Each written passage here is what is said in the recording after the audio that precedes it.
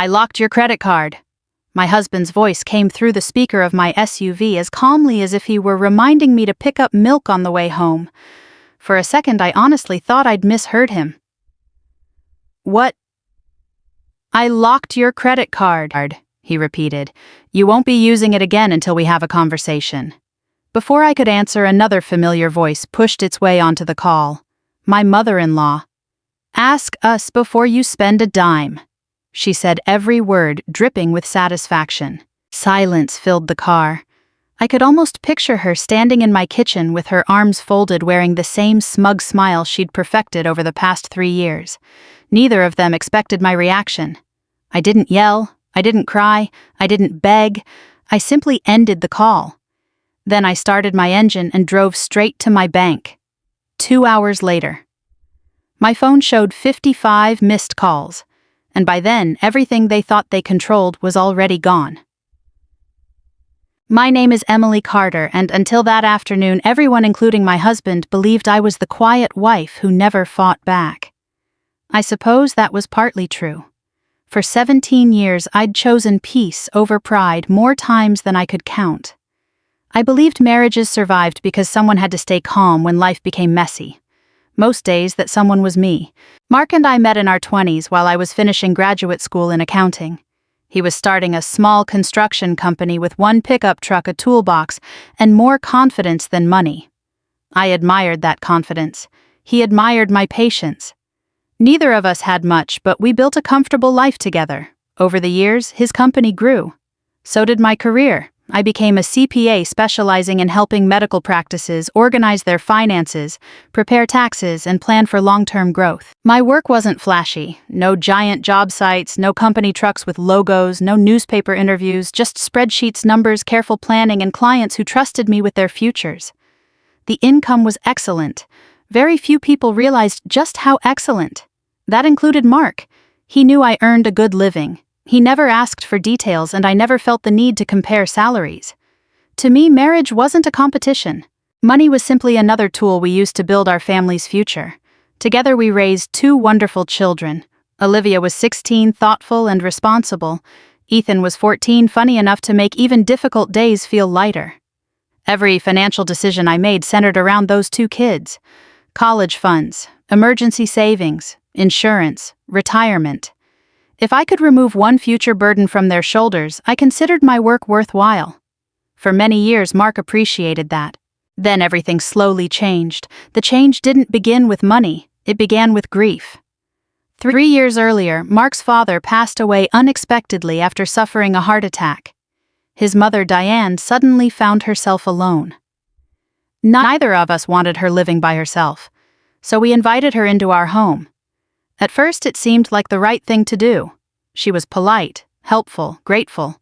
She cooked dinner, folded laundry, picked the kids up from school when our schedules became hectic. I honestly believed we were doing something kind. Looking back, I think that was the last peaceful season our family ever had. Little by little, Diane stopped acting like a guest. She became an authority. It started with harmless opinions. You shouldn't let teenagers sleep so late. Emily spends too much on organic groceries. Why buy name-brand detergent? None of those comments bothered me very much. Everyone has opinions. I simply smiled and changed the subject. Then the comments became instructions, then rules, then criticism. She questioned birthday presents. She questioned vacation plans. She questioned what I ordered at restaurants. One afternoon, she actually looked inside my grocery bags before I finished unloading the car. $30 for coffee beans, she asked. I laughed. They last almost a month, she shook her head. That's how people waste money. I remember standing there thinking, I bought those with my paycheck.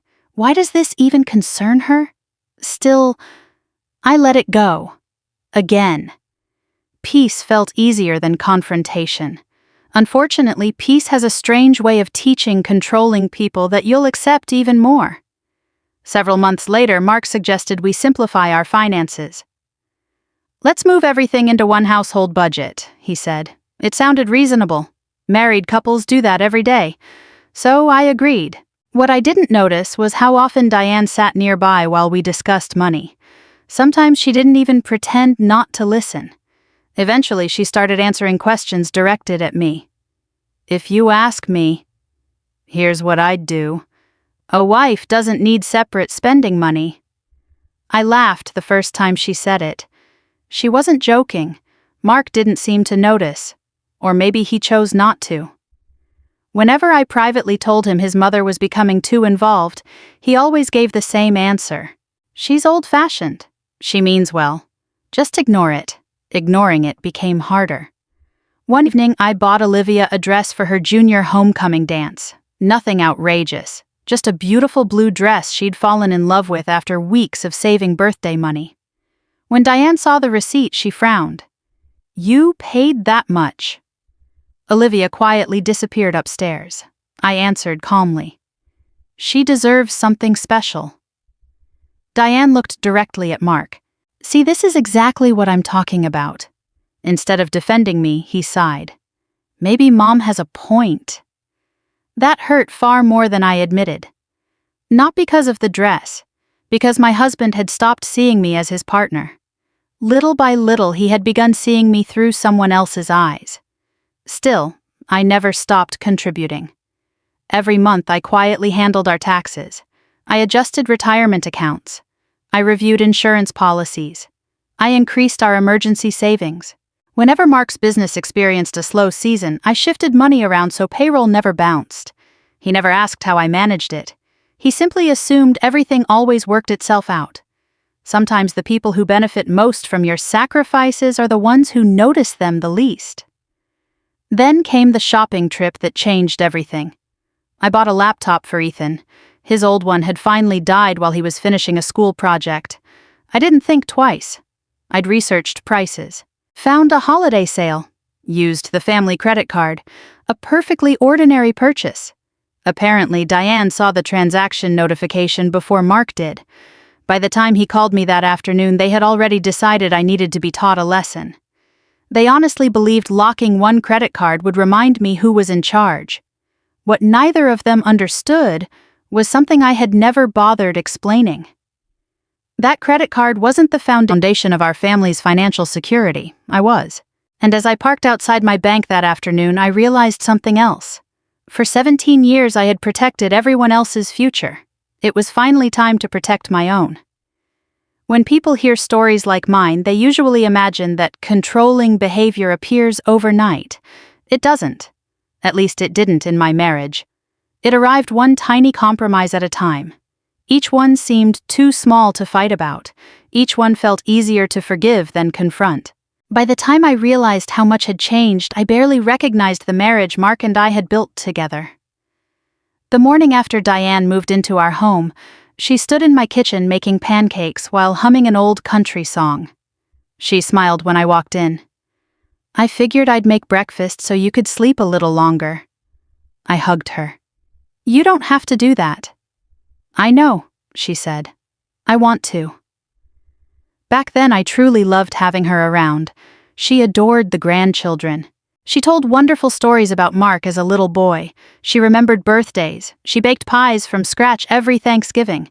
If someone had told me that woman would eventually encourage my husband to control my finances, I would have laughed. Life rarely announces the moment everything begins to change. It simply keeps moving while the changes quietly pile up. About 6 months after she moved in, I noticed Diane asking unusual questions.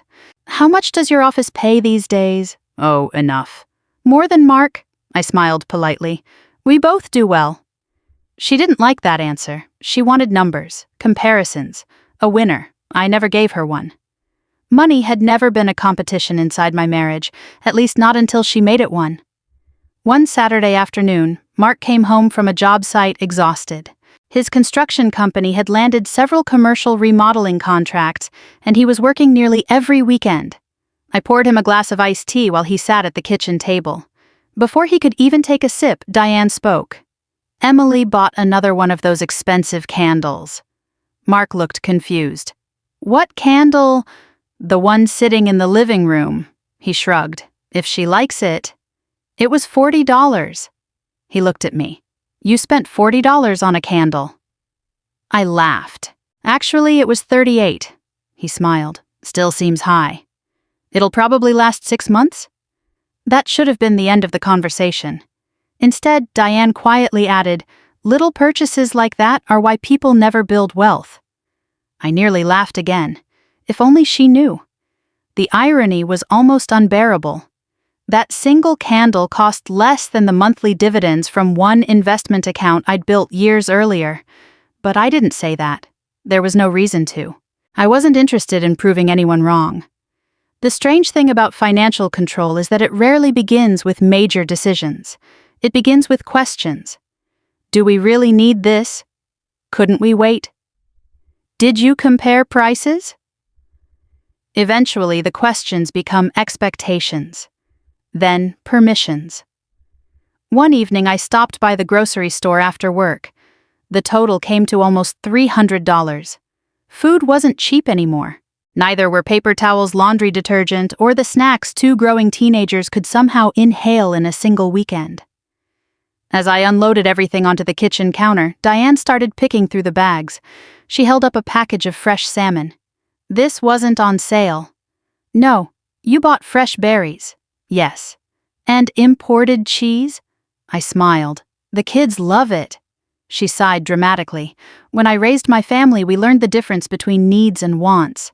Before I could answer, Mark walked in. Without even hearing the conversation, he asked, "Everything okay?" Diane answered for me. "We're just talking about budgeting." Mark looked at the groceries. "Maybe Mom's right. We could probably cut back a little." I looked at him. "On food." He avoided my eyes. "I'm just saying, she's got experience." Experience. That word became his shield. Whenever Diane criticized me, he called it experience. Whenever she interfered, he called it advice. Whenever I felt dismissed, he told me not to take things personally. Eventually, I stopped bringing it up, not because I agreed, because I was tired. Meanwhile, my own work continued quietly. Most mornings I arrived at my office before 8. My clients included surgeons, dentists, family physicians, and physical therapy practices. I loved helping people make smart financial decisions. Some doctors earned incredible incomes but struggled to save anything. Others worried constantly despite being financially secure. Money, I learned long ago, wasn't just math. It was emotion, fear, pride, security, hope. Ironically, I could help strangers organize their financial lives, while my own household slowly became emotionally bankrupt. Around that time, Mark's business experienced a difficult winter. Several commercial projects were delayed because of weather. Invoices were paid late. Payroll deadlines stayed exactly the same. He came home frustrated almost every evening. "I don't know how we're going to cover everything this month." I quietly opened my laptop. "Let's look at it." For 2 hours, we reviewed numbers together. I reorganized payment schedules, shifted cash flow, delayed non-essential purchases, moved money between accounts, everything balanced. He smiled with relief. "I don't know how you always figure this stuff out." I smiled back. "It's what I do." What I didn't mention was that I had also transferred money from an investment account I personally owned to protect his business. Not because he asked, because I believed his success was our success. Marriage isn't supposed to keep score, so I never did. The children noticed more than we realized. One evening, Olivia knocked on my bedroom door. "Mom." "Yeah." "Grandma doesn't like you very much, does she?" The question caught me off guard. "What makes you say that she only complains about things you buy?" I forced a smile. "Adults disagree sometimes." Olivia sat beside me. "I've never heard her complain when Dad buys fishing gear." I laughed softly. "Neither have I." She hesitated. "I don't think it's fair." I wrapped my arm around her shoulders. "Life isn't always fair." She looked up at me. "But you're always nice to her." I kissed the top of her head. "That's because kindness says more about us than it does about the other person." At the time, I believed those words completely. Now, I'm not so sure kindness should always look like silence. Sometimes silence simply gives disrespect permission to grow. Then came the conversation that changed everything. I wasn't supposed to hear it. I had come home early after a client canceled.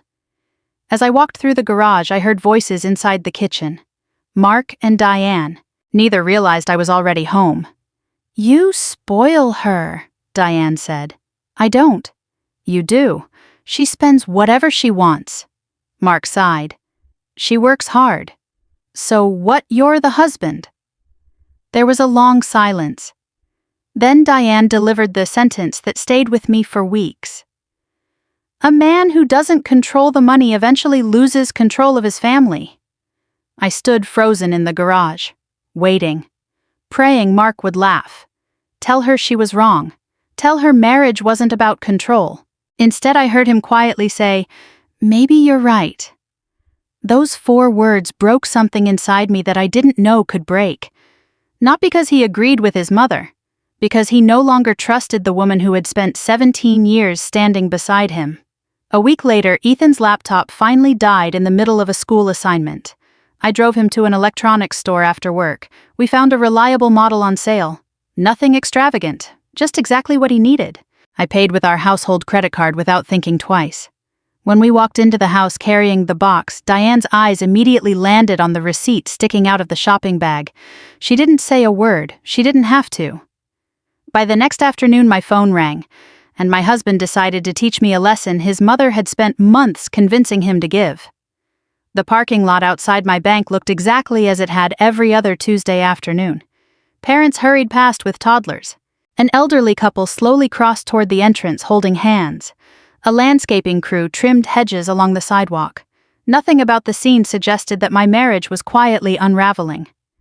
I turned off the engine and looked at my phone one last time. No missed calls yet, just the memory of Mark's voice. "I locked your credit card," then Diane's. "Ask us before you spend a dime." I set my phone face down on the passenger seat. For the first time in years, I wasn't walking into a bank to solve someone else's financial problem. I was finally walking in to solve my own. The branch manager, Karen Mitchell, greeted me before I even reached her office. "Emily, it's good to see you." Karen and I had worked together for almost a decade, not socially, professionally. She knew I handled complex financial planning for medical practices, and over the years she had helped me establish several personal accounts. She noticed my expression immediately. "You okay?" I smiled politely. "I've had better afternoons." She closed her office door. "What can I do for you?" I took a slow breath. "I need to separate my finances." She didn't react with surprise. Bankers see divorces, business failures, estate disputes, family conflicts. She simply nodded. "Let's go through everything carefully. No drama, no judgment, just professionalism." Exactly what I needed. Karen pulled up every account connected to my name. Some were joint. Some belonged solely to me. Others had been opened years before Mark and I were married. I reviewed each one carefully. "I'd like to stop my paycheck from going into the joint account." "No problem." "I'd like to redirect my direct deposit." She typed a few notes. "Done." "I also want to stop the automatic transfers that come from my personal investment account." She looked up. "The monthly transfers." Yes, those transfers had quietly covered more than anyone in my house realized. Whenever Mark's business cash flow became tight, I'd move money into our household account. Sometimes it was a few $1,000s, sometimes considerably more. I never announced it. I never wanted credit, I simply wanted stability. Karen processed the request. "The transfers end today." I nodded. "Thank you." Next came my personal savings account, then my brokerage account, then the trust my late aunt had left me years earlier. Mark knew I'd received an inheritance. He had no idea I'd invested nearly all of it instead of spending it. The investments had grown steadily over the years, not through luck, through patience. Every dividend, every interest payment, every reinvestment, slowly, quietly, the way real wealth often grows. I'd like these accounts completely separated from any household activity. Karen confirmed the paperwork. "Done." She turned the monitor toward me. "There are also several guarantees attached to Mark's business credit lines." I wasn't surprised.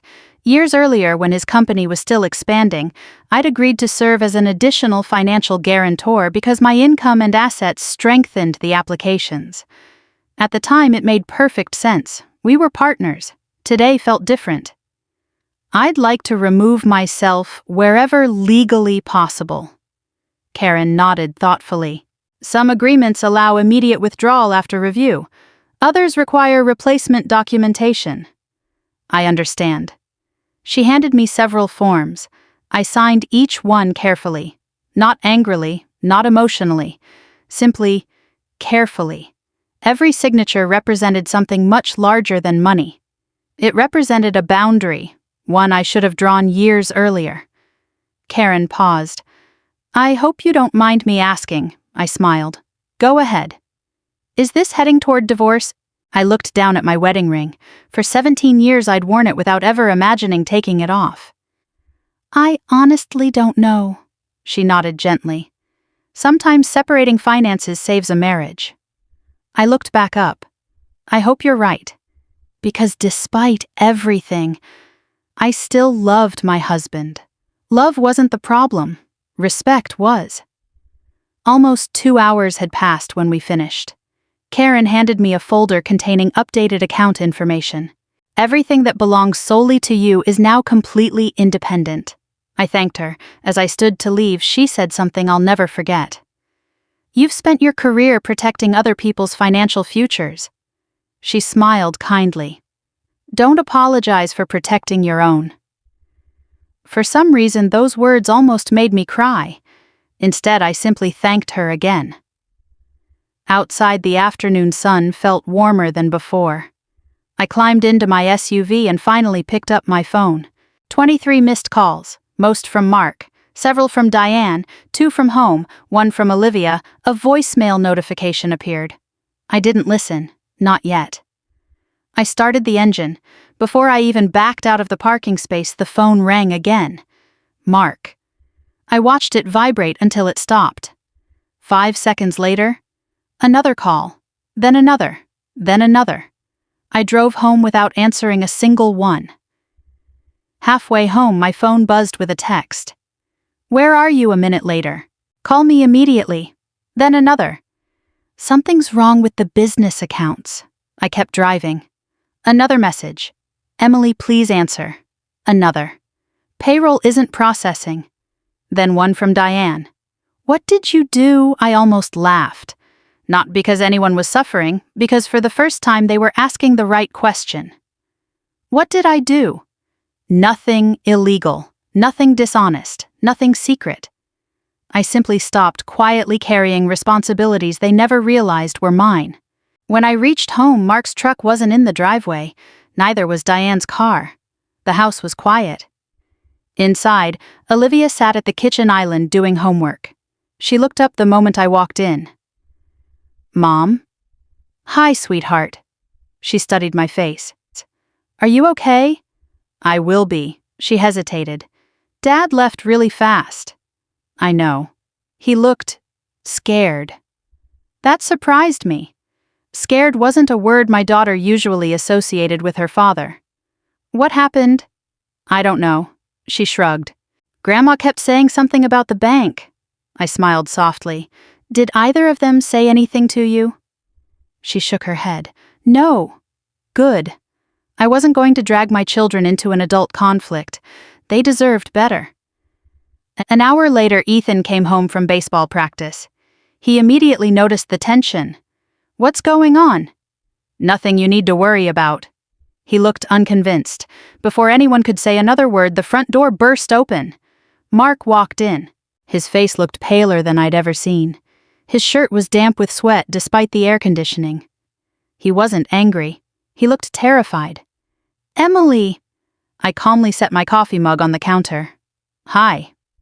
He stared at me as if seeing me for the first time. Payroll didn't go through. I nodded. I know. The operating account. He struggled to finish the sentence. It's short. I know. His breathing became uneven. The mortgage payment is pending. I know. Behind him, Diane rushed into the kitchen. For the first time since she'd moved into our home, she wasn't smiling. "What did you do?" she demanded. I looked directly at her. "I protected what belonged to me." She opened her mouth to argue. Before she could speak, Mark's phone rang again. He glanced at the screen. His accountant. He answered immediately. I watched every ounce of confidence drain from his face as he listened. When the call ended, he lowered the phone slowly. His voice barely rose above a whisper. "They're asking where the monthly transfers went." The room became perfectly still. For years, those transfers had appeared like clockwork. No one had ever wondered who funded them, until they stopped. My phone vibrated again. I looked down. The missed call count had climbed even higher. By bedtime, it would reach 55. And my husband was only beginning to understand that the strongest foundation beneath our family had never been the business he built. It had been the wife he had taken for granted. Mark stood in the middle of our kitchen, holding his phone like it had suddenly become too heavy to carry. For several long seconds, nobody spoke.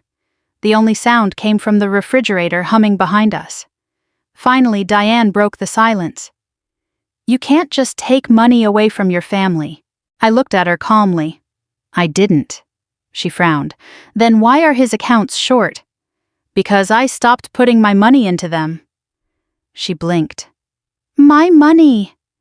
I repeated the words slowly, not because she couldn't hear them, but because I wasn't sure she'd ever truly believed they existed. "My paycheck, my investments, my personal accounts." Mark stared at me.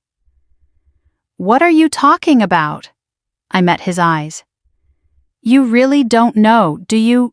His expression answered the question before he said a word. No, he didn't. I walked upstairs without another sentence. Neither of them followed immediately. When I returned a few minutes later, I carried a large gray file box. It was heavier than it looked. 17 years of paperwork tends to weigh quite a bit. I placed it gently on the dining room table. Mark looked confused. "What is that?" "Our financial history." I removed the lid. Inside were neatly labeled folders. Tax returns, mortgage statements, investment reports, insurance policies, business records, emergency savings summaries, everything organized the same way I organized every client's financial life. I slid the first folder across the table. "Open it." He hesitated. Then he did. Inside were copies of payroll records from 4 years earlier. The winter his company nearly lost 3 commercial contracts. "You remember that January?" I asked. He nodded. "It was awful. You almost missed payroll." "I figured out a way." I gently shook my head. "No." I pointed to a highlighted line. "I transferred $32,000 from my investment account." His eyebrows rose. "What? You didn't figure it out?" "I helped." He stared at the paperwork. I don't remember this." "Because I never told you." I opened another folder. "This one." He slowly turned the pages. His face became even paler. "The IRS?" I nodded. "The accountant made a filing error." "I remember." "You thought they waived the penalties." I slid another document toward him. "They didn't." His eyes moved across the page, then another, a copy of a cashier's check, paid from my personal account. "You paid this?" "Yes." "Why didn't you tell me?" "Because I wasn't trying to embarrass you." The room became quiet again, not the angry kind of silence, the uncomfortable kind, the kind that forces people to question everything they thought they knew. Diane crossed her arms. "So, what married people help each other?" "I agree," I answered without raising my voice. "That's exactly what I did." She looked irritated. "Then why are you acting like some kind of victim?" I smiled sadly. "I'm not." I looked directly at her. "I'm acting like someone who finally stopped being invisible." Mark slowly sat down. His shoulders looked different somehow. Smaller, less certain. He picked up another folder. "This says..." He stopped reading. His eyes lifted toward me. "You made the down payment on the lake cabin?" I nodded. "I used part of my inheritance." I thought. "I know what you thought." He looked genuinely embarrassed. I thought the business had finally made enough. It hadn't. He closed the folder carefully. I never knew. No, you never asked. One by one, the documents painted a picture neither Mark nor Diane had ever seen. Every slow season in the business, every emergency expense, every unexpected medical bill, every college savings contribution, every retirement adjustment, every insurance increase, every investment, every transfer, every sacrifice. I hadn't hidden any of it. The records had always been available. Mark simply trusted me enough to let me handle everything. Somewhere along the way, trust quietly transformed into assumption. Then assumption became entitlement. The front door opened. Olivia and Ethan walked in together after taking the dog for a walk around the neighborhood. They immediately sensed something was wrong. "Dad!" Mark looked up quickly. "You two don't need to be in here." Neither child moved. Olivia looked at the paperwork covering the table. Then she looked at me. "Mom, I'm okay."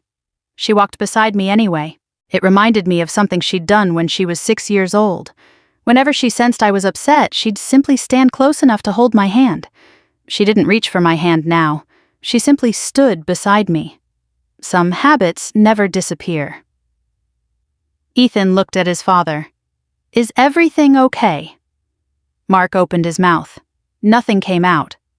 Finally, he whispered, "I made a mistake." It wasn't a complete apology, not yet, but it was the first honest sentence he'd spoken all afternoon. Diane wasn't ready to surrender. She looked at the children.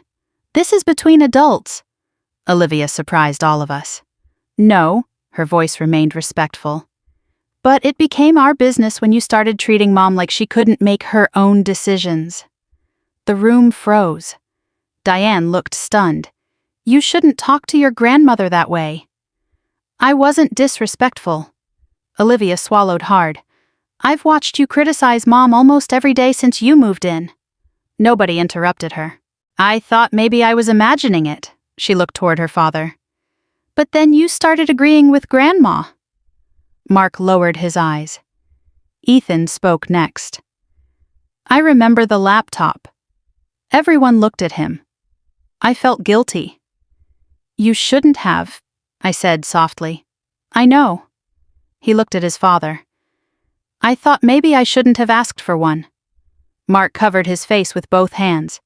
"You never should have felt that way." "I did." My son's voice cracked. "I heard Grandma say Mom wasted money." His eyes filled with tears. "I thought buying my laptop got Mom in trouble." The guilt on Mark's face became almost unbearable to watch. Not because I wanted him to suffer, because I knew exactly what he was realizing. This had never been just about money. Our children had been quietly carrying emotional burdens they never deserved. After several minutes, Diane finally spoke again. "I was only trying to help." I looked at her. "I believe you thought you were." She seemed surprised by my answer. "But helping isn't the same as controlling." She didn't respond. Maybe she couldn't. Maybe for the first time she genuinely didn't know what to say. Mark slowly stood. He walked around the dining table until he stood directly in front of me. "I need to ask you something." "Okay." "Why didn't you ever tell me all this?" I looked at him for a long moment before answering. "Because I thought we were a team." He frowned. "We were." "Were we?" I asked gently. "Or was I just quietly cleaning up every financial mess while you believed you were carrying us alone?" He couldn't answer. "I never wanted credit," I continued. "I never wanted praise. I only wanted respect." The tears that had been building in his eyes finally escaped. "I'm so sorry." I believed he meant it, but I also knew something important. Real apologies don't erase years of behavior. They simply become the first step toward changing it. As evening settled outside our windows, the dining room table remained covered with 17 years of truth. Not accusations, not revenge, just facts. For the first time since Diane moved into our home, every illusion had disappeared. And without those illusions, we finally had a chance to decide whether our marriage was worth saving. The house felt unusually quiet the next morning. Not peaceful, just exhausted. No television played in the family room. No one argued over breakfast. Even the dog seemed to sense something had shifted. Mark had barely slept. I knew because every time I woke during the night I heard him pacing downstairs. For 17 years I had been able to tell what kind of burden he carried, simply by the way he walked through the house. This time the burden wasn't unpaid invoices or difficult clients, it was regret. I left for work a little earlier than usual. I needed the normal rhythm of spreadsheets, meetings, and familiar routines. As I pulled into the parking lot outside my office, my phone rang. Mark. I let it ring once, twice, 3 times. Then I answered. Hi. His voice sounded tired. Can we talk tonight? We've been talking.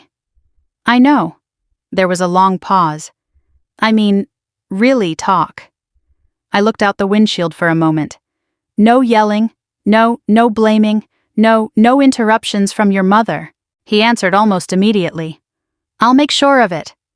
For the first time since everything exploded, I believed him. I'll be home around 6. Thank you. The workday passed slowly. My clients had no idea my marriage was balancing on a knife's edge. I reviewed tax projections, answered emails, met with a physician opening a second clinic, smiled when appropriate, took notes. Everything looked normal from the outside. Inside, my thoughts kept returning to one question. Could trust actually be rebuilt? I had helped clients recover from bankruptcy. I'd seen businesses survive disasters. I'd watched families rebuild after terrible financial mistakes.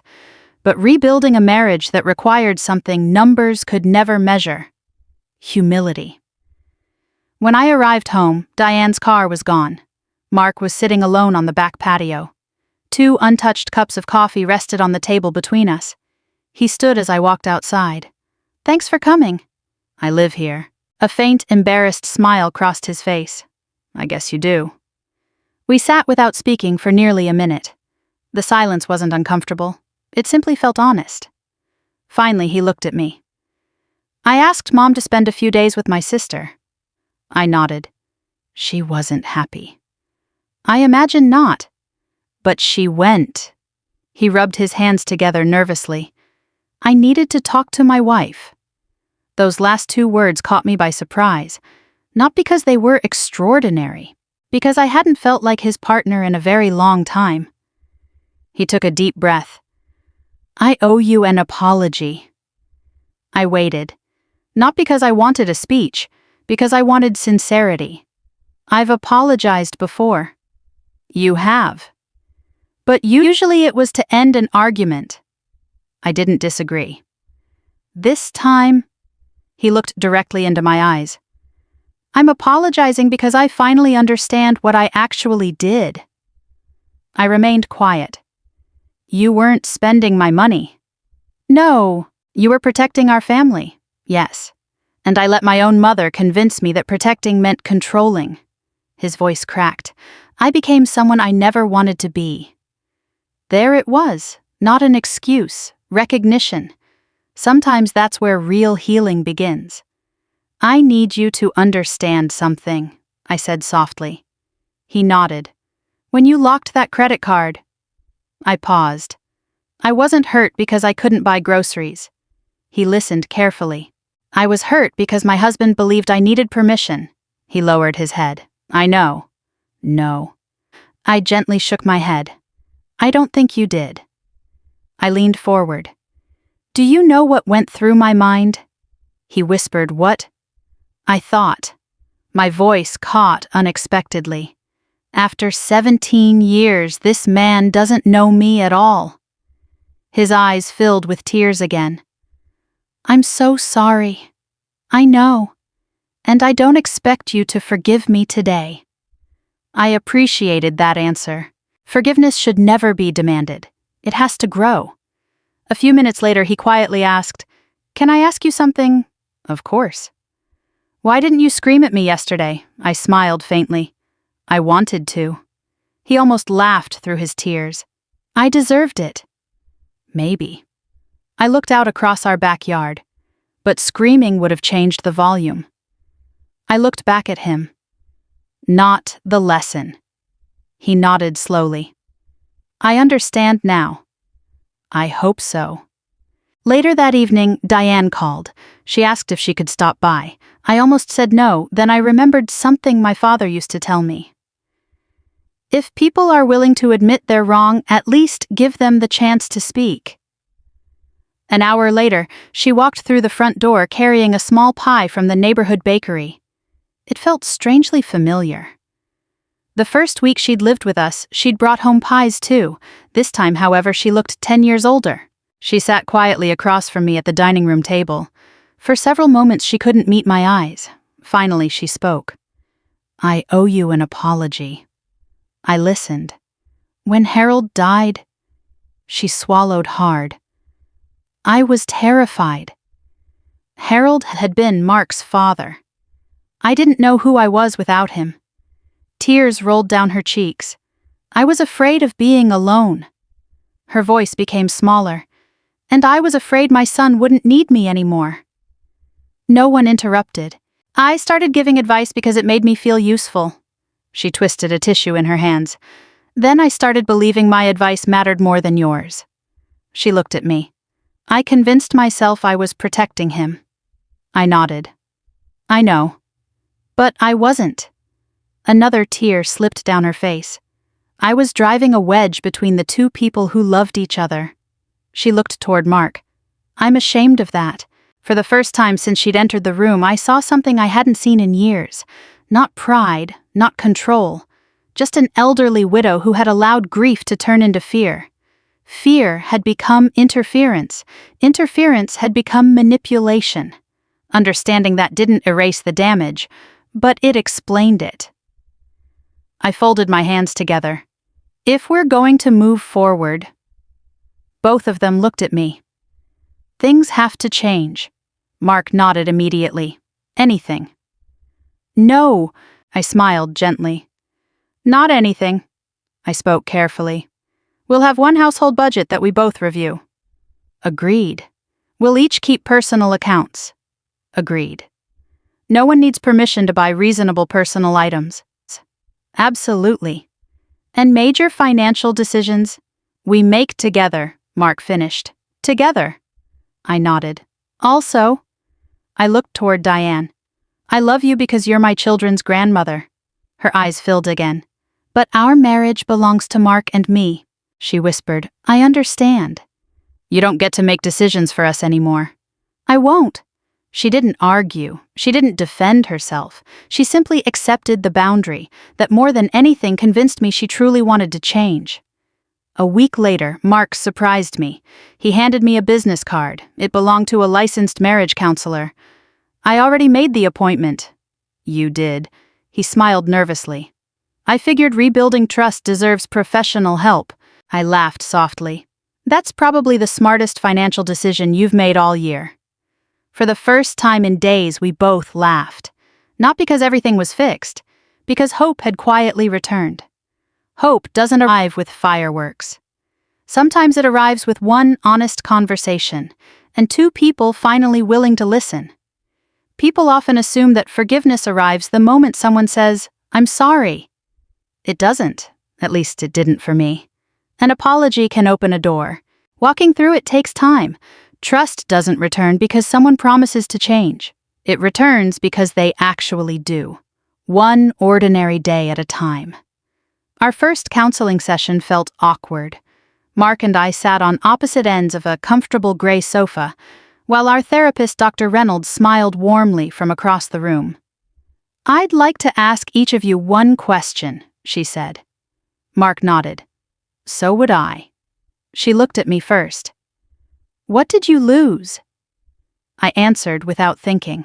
My sense of being his partner. Then she turned to Mark. What did you lose? He stared at the floor for several seconds. I lost sight of the woman who'd been standing beside me all along. Neither answer solved our marriage, But for the first time in years, we were talking about feelings instead of finances. That mattered. Because money had never actually been the problem. Money had simply exposed a problem that had been quietly growing for years. Over the next several months, we changed more than our bank accounts. Every Sunday evening after dinner, we sat at the kitchen table with coffee and reviewed our finances together. Not because one of us needed permission, because both of us deserved transparency. The meetings were surprisingly simple. We talked about upcoming bills, vacation plans, college savings, home repairs, charitable donations. Sometimes we disagreed. The difference was that we listened before responding.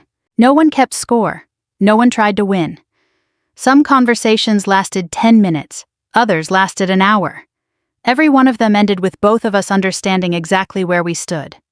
I realized something during those evenings. Communication isn't about avoiding disagreements. It's about making sure respect survives them. Con. We also made another important decision. We kept our joint household account for shared expenses, but we each maintained personal checking and savings accounts. Some people might think that sounds less romantic. I disagree. Trust doesn't require giving up your independence. It requires honoring each other's responsibility. When I bought a new pair of running shoes a few weeks later, I didn't wonder whether someone would question the purchase. When Mark surprised himself with a new fishing rod during a holiday sale, I smiled and asked when he planned to take Ethan to the lake. It wasn't about the shoes, or the fishing rod. It was about breathing freely inside our own marriage again. The biggest surprise came from our children. One Saturday morning, Olivia walked into the kitchen carrying a notebook. "Can you guys help me make a college budget?" I looked at Mark. He looked at me.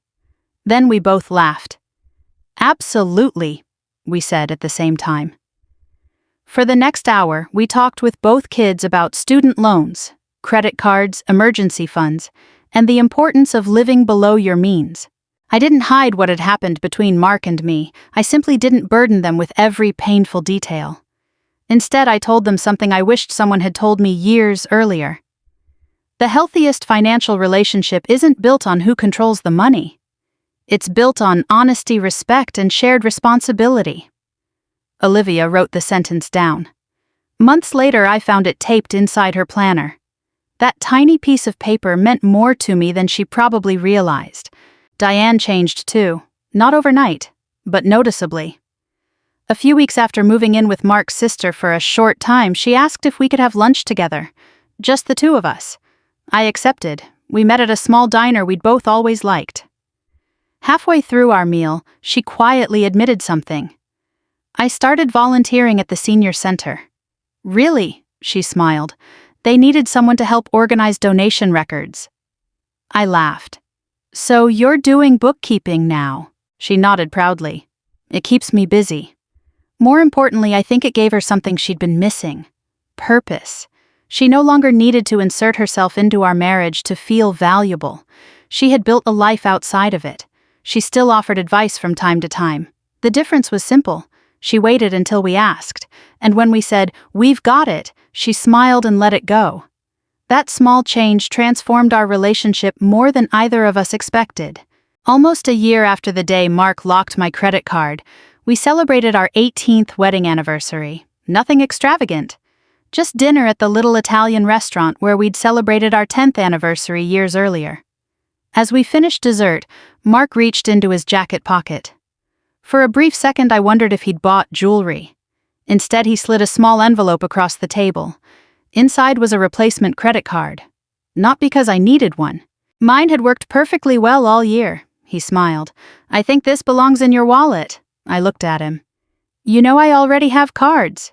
"I know." He reached across the table and gently took my hand. "This one's different." "How?" "It's not about spending." He paused. "It's about trust," I smiled. "You know." I slipped the card back into the envelope. "I never wanted the card." "I know. I wanted my husband to believe I was his equal." He squeezed my hand. "You always were." "I was just too blind to see it." There was no dramatic applause, no perfect movie ending, just two people who had nearly lost each other, choosing each other again. Sometimes people ask whether I regret driving to the bank that afternoon. My answer is always the same. No, because I didn't go there to punish my husband. I went there to protect my dignity. There's an important difference. Revenge may satisfy your anger for a moment.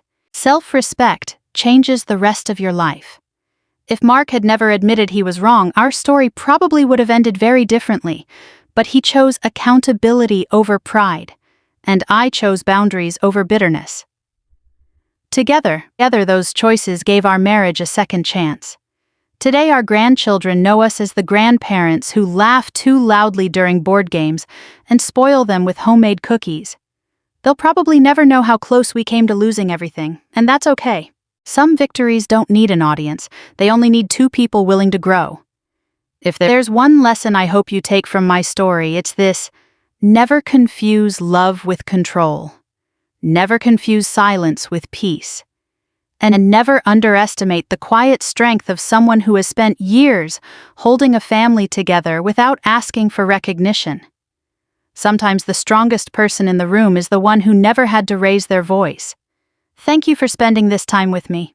If this story reminded you of someone you love or even helped you see your own relationships a little differently, I hope you'll share it with someone who might need to hear it. And if you'd like to join me for more stories about resilient second chances and the courage to stand up with grace, I'd be honored if you subscribed and came back for the next one. Until then, take care of the people you love, and never forget to protect your own self-respect. My name is Ensley Woods. I was 28 years old when a neighbor called to tell me my grandmother had died. Not my parents. My parents had known for 9 hours. They just didn't think I needed to know. 10 years earlier, 2 weeks after my 18th birthday, my mother and father had placed 2 suitcases on their front porch, changed the locks, and left me standing outside with nothing but my backpack and the clothes I was wearing. Now they were sitting in the front pew at my grandmother's funeral, and my mother was holding my hand like she'd done it every day for the last 10 years. She leaned closer. "We should talk about the estate, sweetheart." She paused. "As a family." I looked at her. Then at my father. Neither of them looked sad. They looked prepared. They thought they were coming back for money. They had no idea what my grandmother had left behind. And they definitely weren't prepared for what a judge would eventually read aloud in a courtroom. But that came later. For now, I was standing beside the woman who had raised me after my own parents decided I wasn't worth keeping, and I still couldn't believe she was gone. I was working the night shift when my phone buzzed. The number wasn't familiar. I almost ignored it. Then I answered, "Hello?" A woman's voice came through, shaking. "Ensley? Yes, it's Ruth Delgado." I sat up. Ruth had been Nana's neighbor for almost 30 years. She was crying. "I'm so sorry, honey." My stomach tightened. What happened? There was a long silence. Then she said the words that changed my life. "Nana died sometime before dawn." Everything around me seemed to disappear. The sounds of the nurse's station, the phones, the footsteps in the hallway, all of it faded. I couldn't breathe. When? Before 6, I think. I closed my eyes. Then Ruth said something that made my stomach drop even further. "Your parents knew at 7 this morning." I opened my eyes. I looked at the clock. It was after 4 in the afternoon. 9 hours. My grandmother had been dead for 9 hours, and my parents hadn't called me. How did they know? Ruth hesitated. They were already at the house. I stood up so quickly my chair rolled backward. "Already?" "Ensley, I'm sorry. I didn't know what else to do." "I'll be there." I grabbed my coat. I didn't even finish my shift. I drove straight to Maple Glen. Nana's house looked exactly the way it always had. Small, quiet, a little old-fashioned. The porch swing still hung from the ceiling. The flower pots were still lined against the railing. And the porch light was still on. That light had always come on at 7 every evening. Always. But this time, there was something else on the front door. An index card. I stepped closer. The handwriting was immediately familiar. My mother's handwriting. I read it twice. Contents inventoried. Please do not remove items. At the bottom were 2 initials, G and P Woods. My parents. My grandmother had been dead less than a day, and my parents had already started counting what belonged to them. I stood there staring at that card, and suddenly, I wasn't 28 anymore. I was 18, standing on the same porch with 2 suitcases at my feet. Growing up, my mother believed everything had a price. She was a loan officer. Maybe that's where she learned it. She treated our family like a bank. Everything was a transaction. When I was 16, she started keeping a running list of what I supposedly owed her: room and board, clothes, school expenses, birthday presents, even small favors became numbers. One afternoon, I came home from school and found her at the kitchen table with a notebook. She looked up. "Do you know how much you've cost us this month?" I laughed because I thought she was joking. She wasn't. "Mom, I'm 16. "Exactly." She tapped the notebook. "Remember what we do for you." My father was sitting behind his newspaper. I looked at him. He lowered the paper just enough to see me. Then he gave me that same helpless little shrug. He never stopped her, not once. But Nana was different, completely different. At Nana's house, there were no invoices, no scorekeeping, no debt. Every Saturday morning, she made pancakes on an old cast iron griddle. She'd put a huge stack in front of me and say, "Eat." I'd laugh. "Nana, I'm not that hungry." She'd point at the plate. "That's not what I asked." Then she'd sit across from me with her coffee and watch me eat. When I was 17, I once asked her how much I owed her for driving me somewhere. She stared at me. Then she burst out laughing. "You never owe me for loving you." I remember that sentence because it was the first time anyone had ever said it to me. 2 kitchens, 2 completely different worlds, and eventually those worlds collided. In 2014, Nana had a minor stroke. It wasn't devastating. She recovered quickly. But while she was still in the hospital, my mother arrived with brochures. Not flowers, not soup, not a card. Brochures, senior living facilities, and a real estate valuation for Nana's house. I remember standing in the hospital hallway, staring at that valuation. The number was circled in red. My mother folded it neatly and put it inside her purse. "Nana needs to start thinking realistically," she said. She was still recovering. My grandmother wasn't even home yet, but my mother was already thinking about what would happen to her property.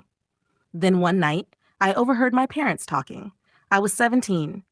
I was walking downstairs for water when I heard my mother's voice from the dining room. "Guardianship." I stopped. My father whispered something. Then my mother said power of attorney. Another pause. "Petition." I stood in the darkness. I didn't understand everything, so I went back upstairs, and I looked up every word. Guardianship, power of attorney, petition. My stomach turned. My mother wasn't simply trying to help Nana. She was planning to have her declared incompetent. If she succeeded, she could control Nana's finances, her property, her decisions, everything. 3 weeks later, she filed. Nana fought back. A court investigator came to the house. She watched Nana make coffee, pay bills, balance her checkbook, talk about her medications. Then she interviewed me privately. She closed the door. "Ansley, I need you to tell me the truth." I did. I told her everything. My grandmother was capable, independent, sharp, and absolutely determined to remain in control of her own life. The petition was denied. Nana kept her house, she kept her money, and she kept her dignity. My mother didn't scream. She didn't argue. She didn't even cry. She simply looked at me in the car afterward. Her expression was cold. "You'll learn what loyalty costs, Ensley." I didn't understand what she meant. Not yet. 2 months later, I turned 18. I thought adulthood meant freedom. I thought I was finally old enough to make my own decisions. I was wrong. 2 weeks after my birthday, I came home from work. My key didn't work. I tried again, nothing. Then I saw them, 2 suitcases, sitting on the porch. My backpack was on top. I stared at them. The front door opened. My mother stood there. She didn't look angry. She looked bored. "You're 18 now." I looked behind her. "Dad?" He was sitting in the living room. He never came outside. I looked back at my mother. "What is this?" She crossed her arms. "You're an adult." "Where am I supposed to go?" She didn't answer. I stepped toward the door. She stopped me. Then she said the sentence I would remember for the rest of my life. "Family is a ledger, Ensley." Her eyes hardened. "And you're deep in the red." Then she closed the door. I heard the deadbolt turn. I stood there, alone, with 2 suitcases, in the October darkness. I waited. Maybe my father would come outside. He didn't. I waited another minute. Nothing. So I picked up my suitcases, and I walked, 6 blocks, in the cold, until I reached Nana's house. I knocked, once, twice. The door opened. Nana stood there in her robe. She looked at the suitcases. Then she looked at me. She didn't ask questions. She didn't demand an explanation. She simply reached past me and switched on the porch light. "Come inside, honey." I started crying. She pulled me into her arms. Then she whispered, "Love doesn't keep books." She held me tighter. "It keeps a light on." That night, Nana gave me a bedroom. She gave me a home. But more importantly, she gave me something my parents never had, a place where I didn't have to earn my right to exist. For the next 10 years, Nana was my family. I worked, I went to nursing school. Eventually, I became a hospice nurse. My parents barely existed in my life. Occasionally, I'd get a birthday text, sometimes a Christmas card. Nothing that felt like love, just reminders that they still knew where I lived. Then in 2024, Nana got sick, end-stage heart failure. She chose hospice at home.